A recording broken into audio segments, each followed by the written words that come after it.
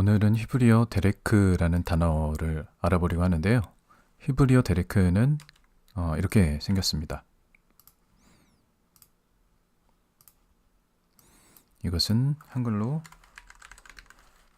데레크 또는 데렉이라고 읽고요. 이것의 기본적인 뜻은 길이라는 뜻이 있습니다. 이 데레크가 길이라는 의미로 사용된 곳을 보면은 가장 먼저 나오는 곳은 창세기 3장 24절입니다.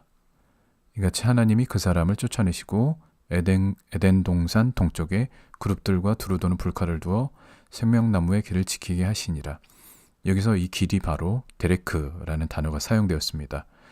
그러나 데레크라는 단어는 우리가 그냥 걸어다니는 길이라는 의미보다는 더 많은 다른 그런 용법으로 사용되는 게 있는데요. 일단 데레크라는 단어는 성경에 거의 700번 이상 사용되는 단어로 상당히 많이 언급되고 성경에서 아주 중요한 단어 중 하나입니다.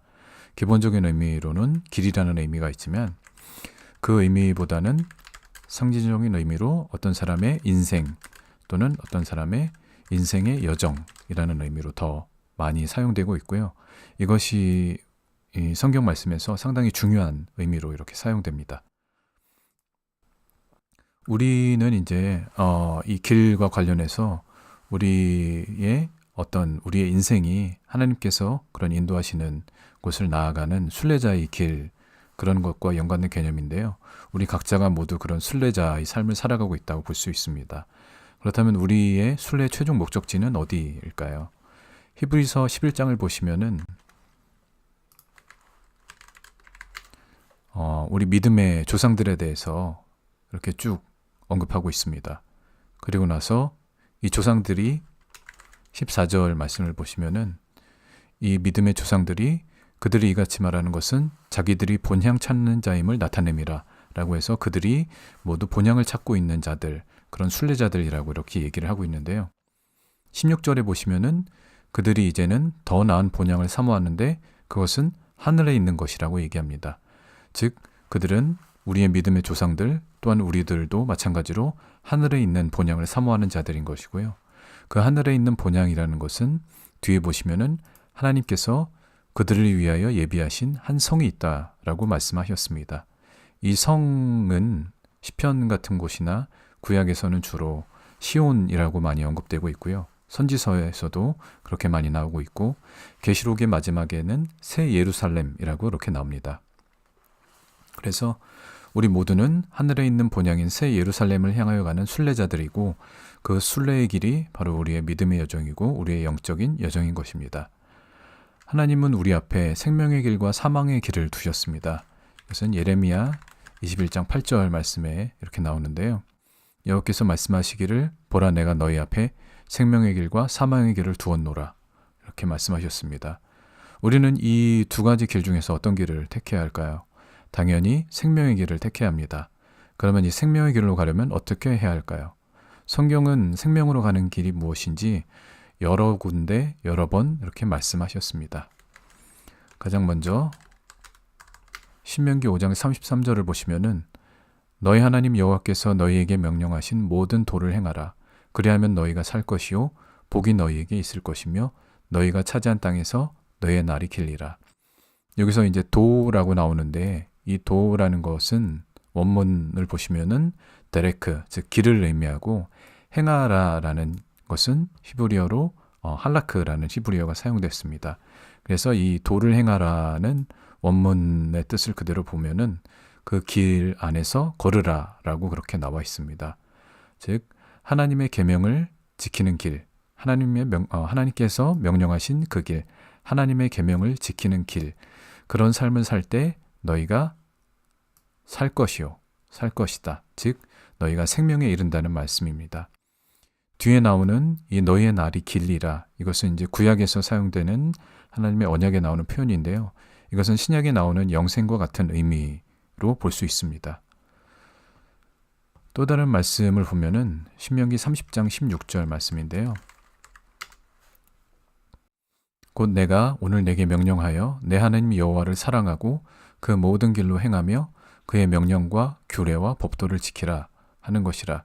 그리하면 내가 생존하며 번성할 것이요 또 내 하나님 여호와께서 내가 가서 차지할 땅에서 내게 복을 주실 것임이니라.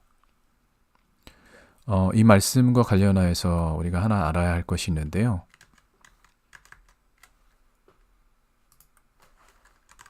히브리어의 언어적인 특징들이 몇 가지가 있습니다. 그것은 이제 한글에 없는 것이고 또 다른 언어들에서도 나오지 않는 것인데요. 히브리어 언어의 특징 중 하나로 그 병렬 구조가 있습니다. 이 병렬 구조라는 것은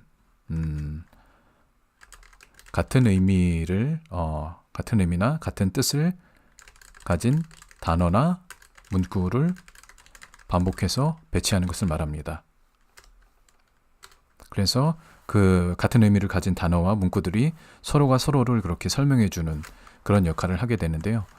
우리가 조금 전에 살펴본 이 신명기 30장 16절 말씀에도 이 병렬 구조가 사용되었습니다. 그것은 이 부분인데요. 하나님 여호와를 사랑하고 그 모든 길로 행하며 그의 명령과 규례와 법도를 지키라, 이 말씀입니다. 이것을 좀 가져와서 설명을 하면은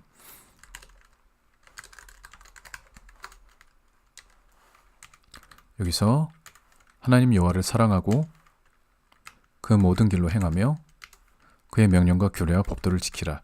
이것이 병렬 구조로 사용되었습니다. 그래서 이 세 가지가 사실은 모두 다 같은 의미를 갖고 있는 것입니다.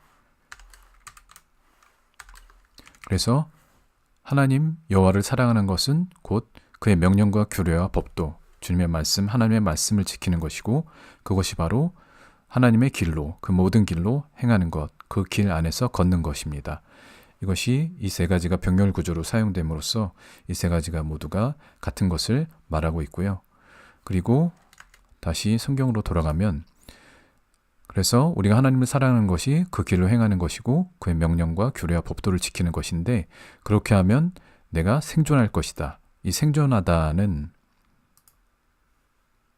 원어를 보시면은 생존하다, 이것은 하야라는 히브리어가 사용되었습니다. 잠시만요.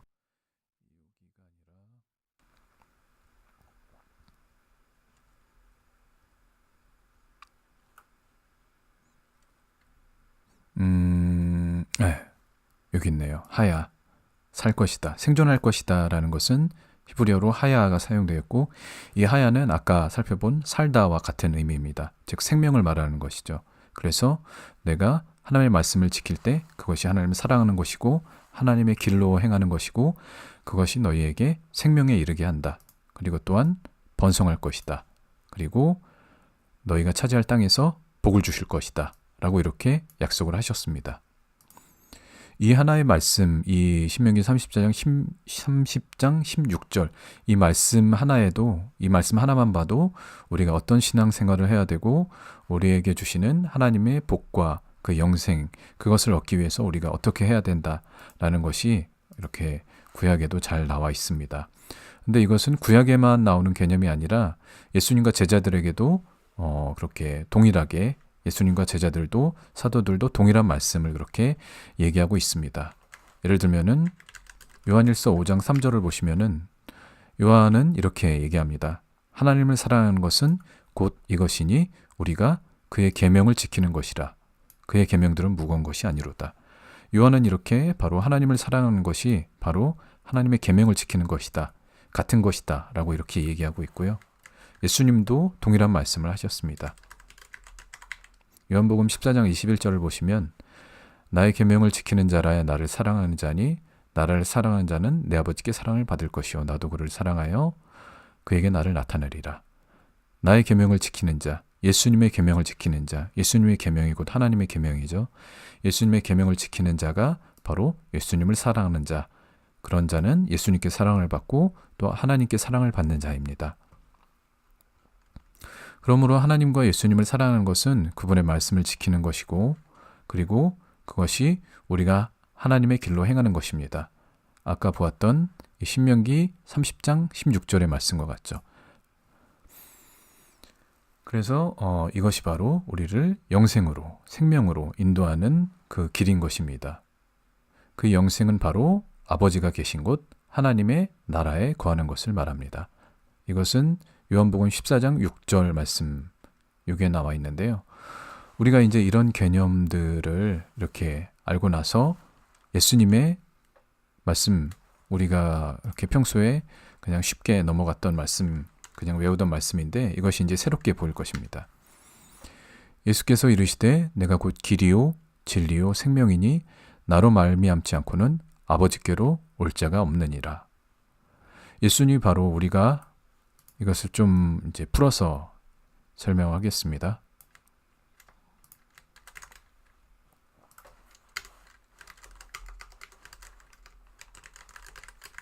요한복음 14장 6절 말씀이고요. 내가 곧 길이요 진리요 생명이니. 그래서 예수님께서 바로 우리가 행하고 따라야 할 길이십니다. 또한 예수님은 진리의 말씀이고 우리가 진리의 말씀대로 살아가야 합니다. 그리고 우리가 그 진리의 말씀대로 하나님의 말씀대로 예수님의 말씀대로 살아갈 때 우리가 바로 이 생명, 영생을 얻게 되는 것입니다. 그리고 그 영생은 바로 아버지께로 올 자가 없다. 즉 우리가 예수님의 이 길을 따라갈 때 아버지께로 가게 되는 것입니다. 그 아버지께 가는 것은 바로 하나님의 나라에 거하는 것을 의미합니다. 예수님은 구약의 율법과 선지서와 시편에 나오는 말씀들을 이렇게 내가 곧 길이요 진리요 생명이다. 그리고 나를 통해서만 아버지께로 갈 수 있다. 하나님의 나라 가운데 갈 수 있다. 라고 아주 그렇게 축약해서 한마디로 말씀을 하신 것입니다. 왜냐하면 이 마태복음 5장 17절을 보시면은 내가 율법이나 선지자를 폐하러 온 줄로 생각하지 말라. 폐하러 온 것이 아니요 완전하게 하려 함이라. 예수님은 이 율법이나 선지자라는 것은 이제 구약을 얘기하는 어떤 관용적인 표현입니다. 그래서 내가 이 구약의 말씀을 폐하러 온 것이 아니라 완전하게 하러 왔다. 즉 예수님의 말씀은 구약의 말씀을 완전하게 하시는 말씀인 것입니다. 그래서 우리가 예수님의 말씀을 제대로 알기 위해서는 이 구약의 말씀들을 이렇게 좀 알아야지 더 이해할 수가 있고, 아까 살펴본 것처럼 길이요 진리요 생명이라는 말씀도 우리가 이해하는 개념이 아니라 구약에서 말하는 그런 어떤 인생의 여정, 우리가 따라야 할 그 길과 또 진리의 말씀, 그리고 영생, 아버지 하나님의 나라, 이런 개념들을 다 가져와서 그렇게 요약해서 축약해서 말씀하신 것이기 때문에 우리가 구약의 개념들을 알 때 예수님의 말씀들을 훨씬 더 깊이 있게 이해할 수 있는 것입니다. 그리고 이 구약을 통해서 이해한 그 말씀들을 예수님의 그 구약의 말씀들과 함께 예수님이 우리에게 가르쳐 주신 말씀들을 행할 때 그것이 우리의 진리의 길이고 영생에 이르는 길이 되는 것입니다. 그러므로 우리는 이 예수님의 말씀에 집중을 해야 하고 이 예수님의 말씀을 구약에 비추어서 이해를 해야 하는 것입니다. 그런데 이제 마태복음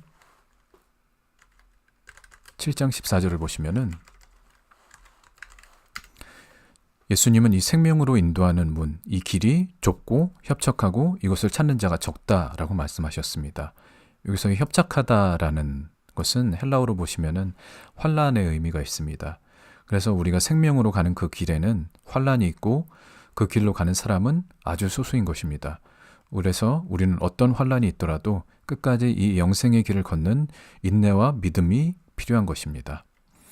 하나님이 명령하신 이 길을 떠나는 것을 성경은 좌우로 치우친다라고 얘기합니다. 그리고 또한 신명기 31장 29절을 보시면 내가 너희에게 명령한 길을 떠나 즉 하나님이 명령의 길, 하나님의 말씀하신 그 길을 떠나는 것이 바로 여호와의 목전에 악을 행하여 하나님의 길을 떠나는 것이 하나님 앞에서 악을 행하는 것과 같다라고 얘기하고 있습니다.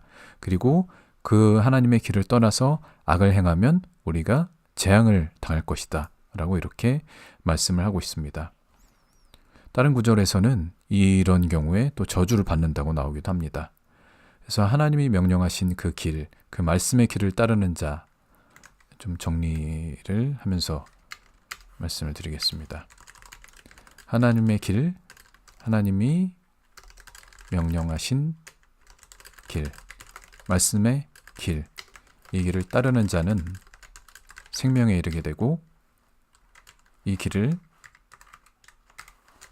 벗어나는 자, 떠나는 자는 악을 행하는 것이고 저주를 받고 재앙을 당하게 됩니다. 이것이 구약에서는 아주 생생한 그림으로 나오는데요. 그것은 바로 출애굽에서 가나안 땅에 들어가는 그 여정 가운데 나타나게 됩니다. 이 여정 가운데서 하나님의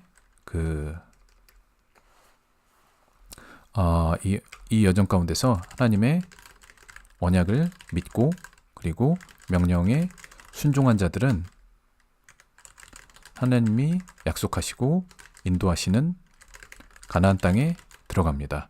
그러나 이들은 소수에 불과했습니다. 출애굽 후에 이 가나안 땅에 들어간 자들은 여호수아와 갈렙 단 2사람밖에 없었습니다. 하나님의 길, 이 길대로 하나님의 길을 떠난 자들은 악을 행하는 것이고 그들은 모두 재앙을 만나서 죽게 되었습니다.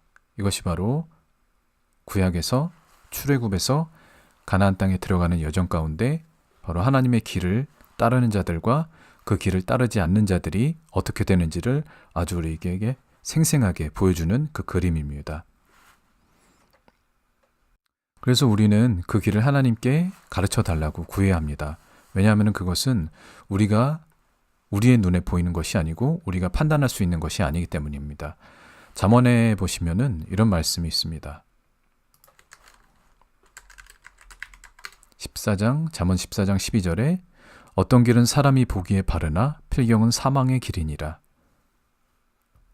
그래서 사람의 눈에 좋게 보이고 바르게 보이고 의롭게 보이는 길이라도 그것은 사망의 길이 될 수 있기 때문에 우리가 판단할 수 있는 것이 아니고 그것은 우리가 하나님께 무엇이 옳은 길인지, 무엇이 의의 길인지, 무엇이 하나님의 말씀에 순종하는 길인지를 항상 구해야 합니다.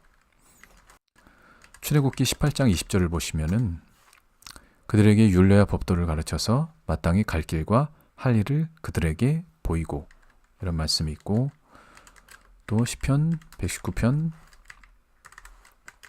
105절을 보시면 주의 말씀은 내 발의 등이요 내 길의 빛이니이다. 이런 말씀이 있습니다. 하나님의 말씀이 우리의 갈 길과 행할 바를 보여주시고 또 그 말씀이 흑암 가운데에서 하나님의 길로 인도하는 그 길을 비추는 등불이 되기 때문입니다. 또 시편 32편 8절을 보시면은 내가 내 갈 길을 가르쳐 보이고 너를 주목하여 훈계하리로다. 하나님께서 그 길을 우리에게 가르치고 훈계하겠다고 하셨습니다. 그리고 시편 143편 8절을 보시면 이것은 다윗의 시편입니다.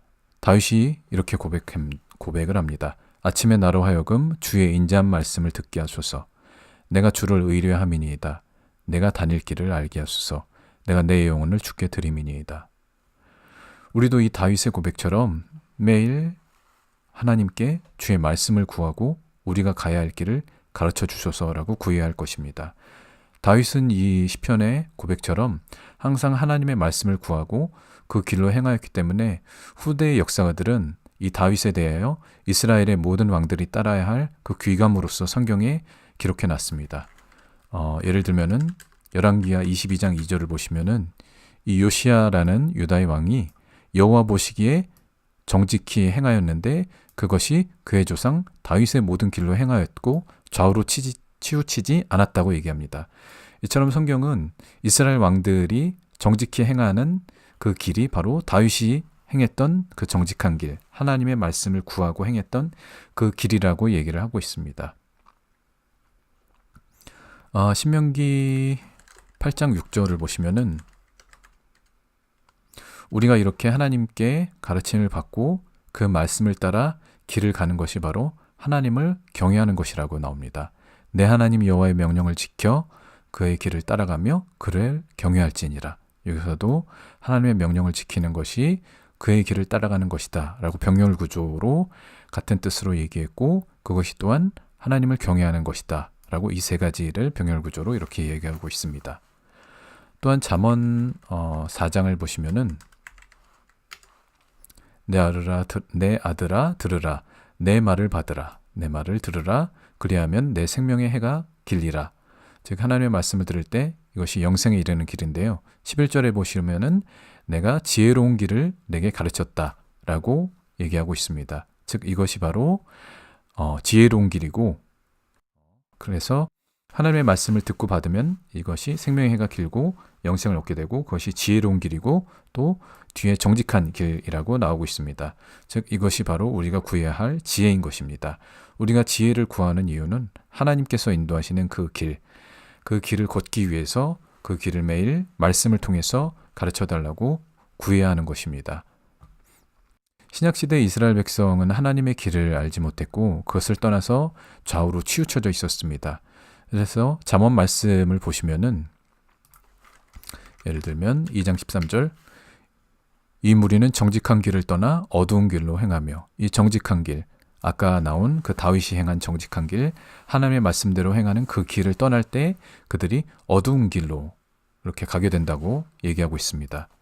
또 4장 19절을 보시면 악인의 길은 어둠 같다라고 얘기하고 있습니다. 즉 하나님의 길을 벗어날 때 그것이 어둠의 길이 되는 것입니다.